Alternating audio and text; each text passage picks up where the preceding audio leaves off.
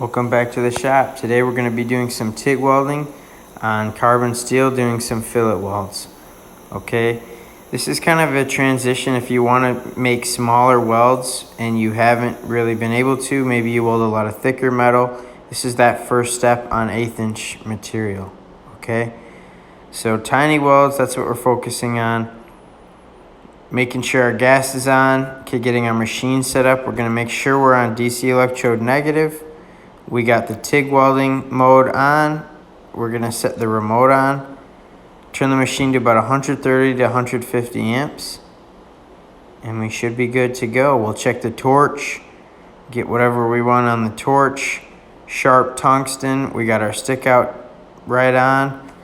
Now I'm going to do something called blast tacks. Okay, I learned this from Welding Tips and Tricks on YouTube.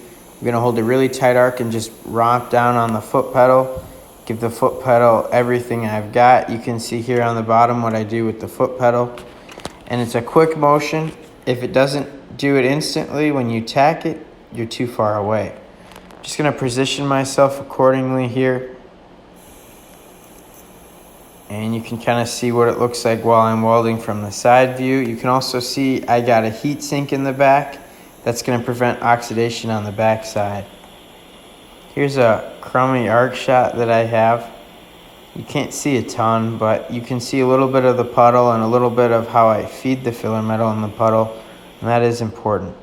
Anytime you dip your tungsten, you're going to want to resharpen it regardless. You can see here I got a lot of restarts in that side. You can't even really tell, and that's all because I stopped and had the diligence to resharpen that tungsten.